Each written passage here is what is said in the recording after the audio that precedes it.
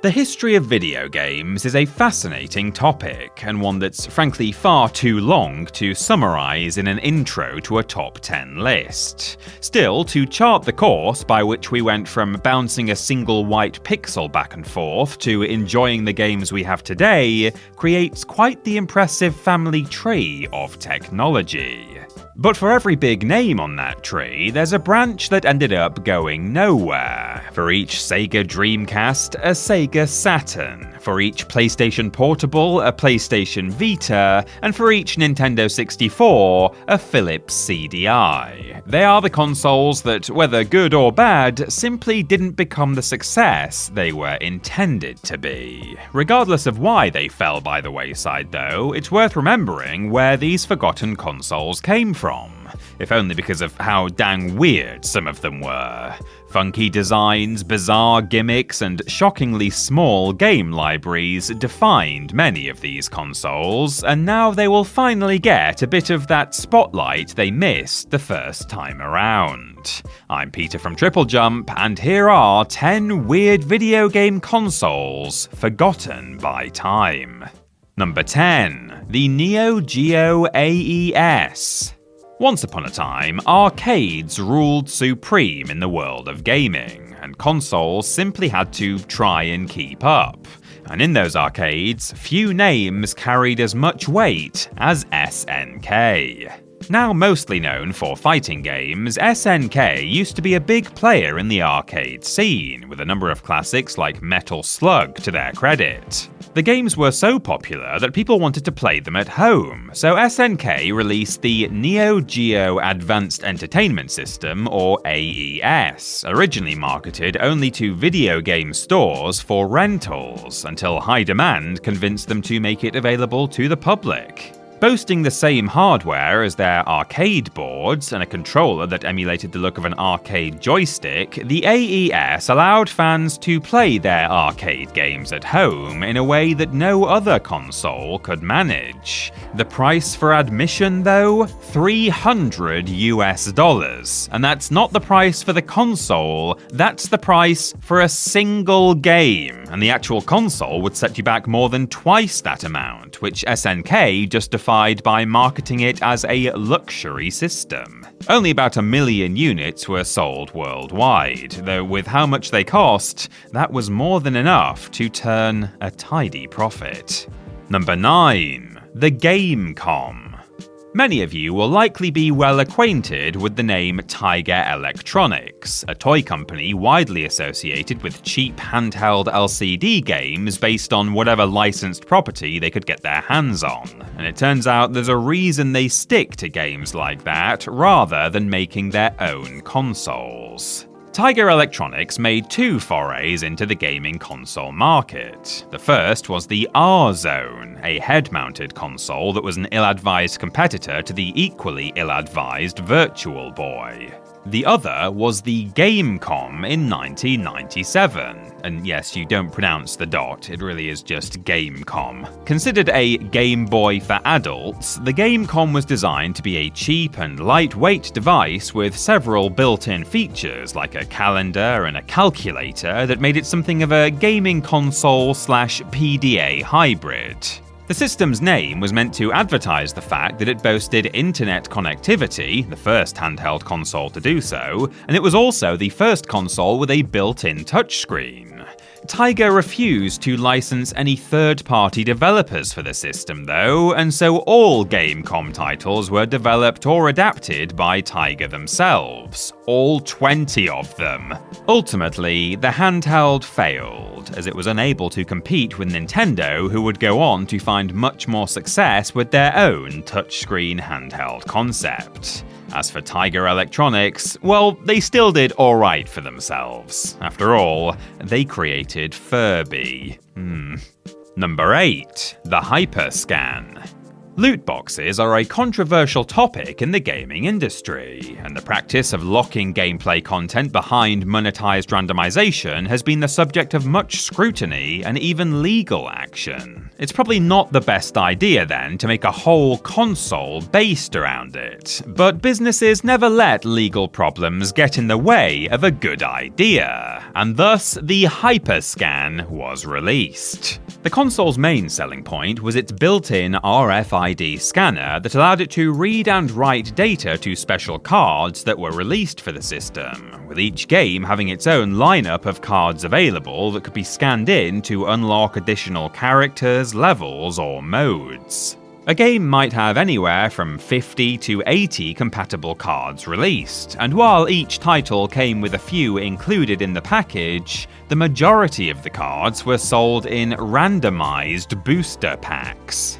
Though the games themselves were released at a budget price, buying enough booster packs to unlock everything could easily push the cost well above that of higher-end competitors. With only 5 games released for the Hyperscan and graphics that came nowhere close to what other consoles of the day were doing, it seems that success for this console just wasn't on the cards. Number 7. The N-Gage. And now an entry that probably needs no introduction. The Nokia N-Gage, an attempt to merge the handheld video game platform with the mobile phone. The design of the N-Gage integrated features of both devices into its aesthetic, with the traditional D-pad on the left and a number pad on the right that also functioned as the system's face buttons. Despite this winning concept, the N-Gage was held back by a number of critical design flaws. First and foremost, you couldn't insert a game cartridge without opening the back panel and removing the battery. The system's screen was also taller than it was wide, leaving many games feeling cramped and squashed. Unlike many consoles on this list though, the N-Gage didn't actually have a terrible lineup of games. However, its mobile phone design made for an inconvenient button layout, and even as a phone it had major issues due to its speaker and microphone being located on the very edge of the device, leading many to describe using it as like holding a taco against your face. It would receive a much-needed redesign that alleviated many of these problems in 2004, but it was too little too late, as its poor reputation had already caused most of the gaming industry to disengage from the N-Gage. Number 6. The Nuon. The PlayStation 2 is the best-selling video game console of all time, and while much of its success can rightfully be attributed to its incredible library, it had another big thing going for it as well. It could play DVDs. DVD players were a big part of the entertainment marketplace in the early 2000s, and a company called VM Labs decided to get in on the action by creating the Nuon. But unlike the PS2, the Nuon wasn't a console that could play DVDs, it was a DVD player that could play games. Important distinction. Rather than being a singular console, Nuon hardware was licensed to electronics manufacturers like Samsung and Toshiba, who produced DVD players with the console integrated into them. While the Nuon seemed like a great idea with a bright future at the time, it failed to materialize much support. Only 8 games were released for the platform, and of those 8, 1 was only available in Korea, 2 were brand exclusive to Samsung or Toshiba, and 1 had to be recalled due to compatibility issues, and the potential integration into home video releases had even less support. The Nuon was a promising concept, and in a different timeline it could have revolutionized the entertainment industry, but instead it was just another casualty of the console war. Number 5. The Sega Nomad. In this list so far, we've seen consoles with some truly paltry software lineups, including some with only a single-digit number of games. But have you ever heard of a console with 0 games made for it? Sega was at a weird place in the console market in the late 90s, as they were officially supporting 4 different consoles at the same time: the Mega Drive, Game Gear, Master System, and Saturn. So naturally, why not add a fifth one? The Nomad was a handheld device intended to be a supplement to the existing consoles, not a replacement, and thus it was limited to only playing existing Mega Drive games rather than receiving any exclusive titles of its own.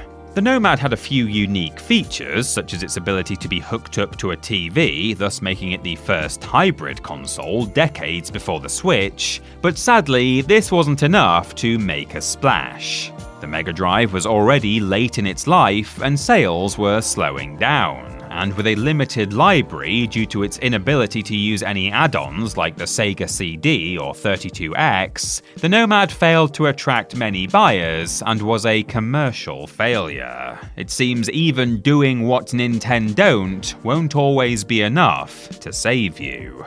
Number 4. The ColecoVision. There was once a time where video games were seen as nothing more than a toy, and every company wanted a slice of the pie.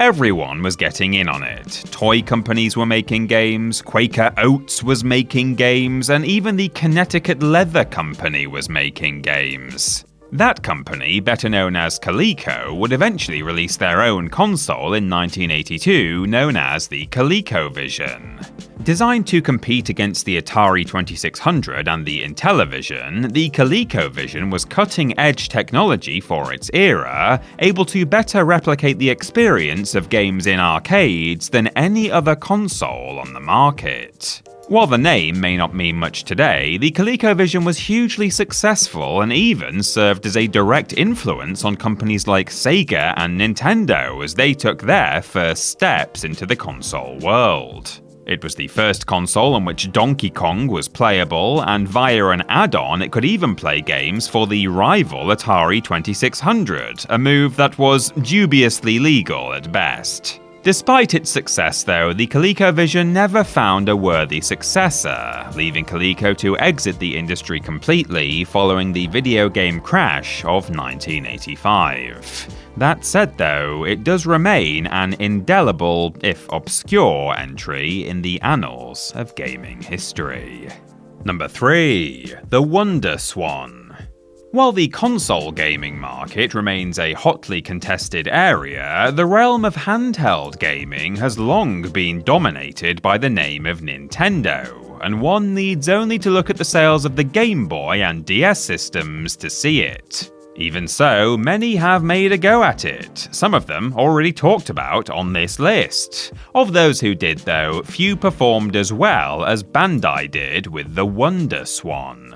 Released in 1999, the Wonder Swan didn't strive to outpower the competing Game Boy, but by being less powerful, it was able to attract players with its low price point and respectable battery life. The handheld's design was also a unique aspect. With 2 D-pads, it could be held in either landscape or portrait orientation, depending on the game being played. Unlike many other consoles on this list, the Wonder Swan was actually able to attract a fair amount of third-party support, as even a few Mega Man and Final Fantasy titles found their way onto the system. Ultimately though, it was unable to compete against the emerging Game Boy Advance, and as developers took their games to Nintendo's new handheld, the Wonder Swan was discontinued in 2003. But while it may have not been the biggest bird in the pond, the Wonder Swan was certainly no ugly duckling. Number 2. The Ouya. As smartphones become increasingly ubiquitous in our lives, mobile games have often been labelled the next stage in the evolution of gaming. But could it be possible for mobile gaming and console gaming to come together and blaze a trail to a new and innovative gaming experience?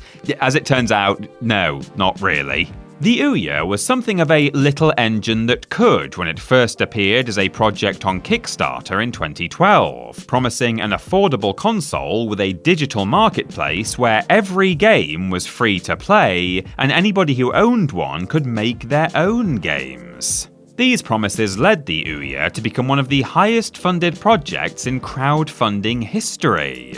But that is where the happy story comes to an end. Despite accessibility being its biggest draw, developers weren't exactly breaking down the doors to make games for the Ouya, and sales were sluggish as a result. The best-selling game on the platform only moved around 7,000 copies, and many promised exclusives turned out to be nothing more than scams to defraud the company out of thousands of dollars. Removing its universal free-to-play approach failed to reverse its fortunes, and the Ouya was quietly discontinued after only 2 years on the market, perhaps because it was just a little too far ahead of its time. And number 1, the Gizmondo. There are consoles that failed and faded into obscurity, then there are those that went out in a spectacular blaze of glory, and then there's the Gizmondo.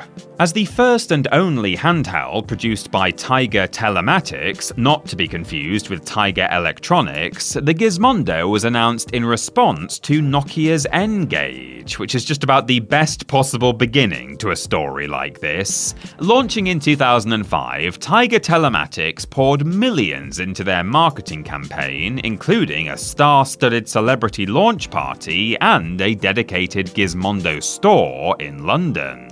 This didn't stop things going poorly though, as you might guess. Only 14 games were made for the system, and only 25,000 Gizmondo units were sold, making it the worst-selling handheld console in history. Features like augmented reality and GPS integration were never utilized, and baffling business decisions like offering a cheaper model that would include ads on the home screen despite the entire advertising system never actually working only made things worse. The Gizmondo was officially discontinued in February of 2006, less than a year after its launch, when Tiger Telematics was forced to file for bankruptcy after several of its executives were revealed to have criminal backgrounds, including ties to the literal mafia.